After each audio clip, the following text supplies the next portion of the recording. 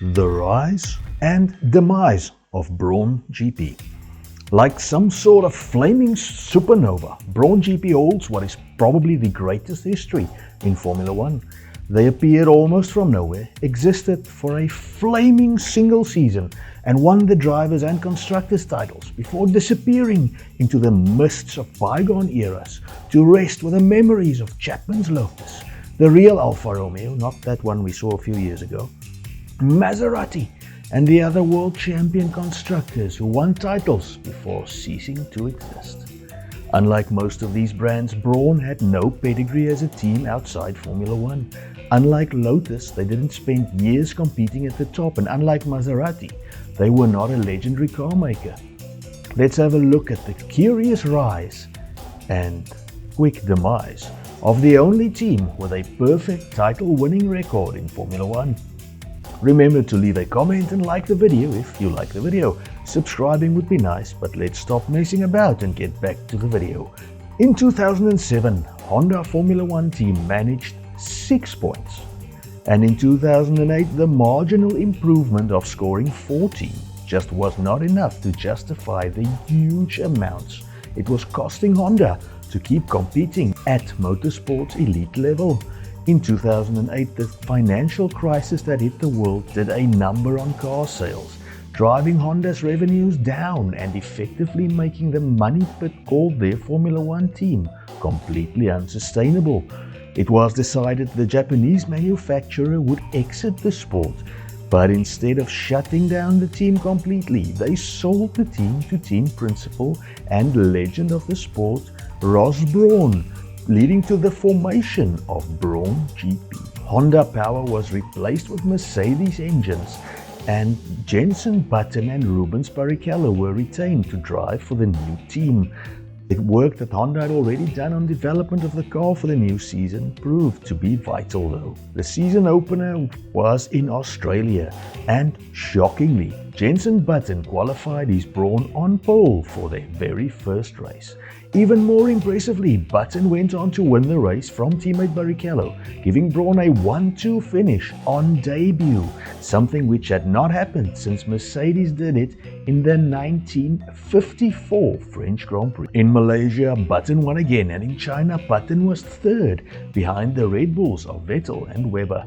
In Bahrain, Button won again, and in Spain, Button won with Barrichello second, a result they repeated at Monaco. Turkey gave Button another win, but Barrichello retired for Brawn GP's first ever race retirement. The British Grand Prix was the team's first home race, but both drivers surprisingly struggled as the car had trouble generating enough heat in the tires. They still managed third and fourth though. Germany repeated the same problems, with Button finishing fifth ahead of Barrichello in sixth. More problems followed in Hungary, with the Brawns qualifying a lowly 8th and 13th, managing to somewhat recover to 7th and 10th in the race though. It seemed that the early season dominance was over, and that both Red Bull drivers were starting to catch Button in the World Drivers' Championship. At the European Grand Prix, defending champion Lewis Hamilton's McLarens were looking good as well, as did the Red Bulls, but it was veteran Rubens Barrichello who took the win for Brawn. His first win in 5 years, and his first since leaving Ferrari. Button, however, finished down in 7th place. In Belgium, Button again had a bad time, as he was taken out by Grosjean on lap 1, with Barrichello finishing only 7th. He did, however, have clutch issues.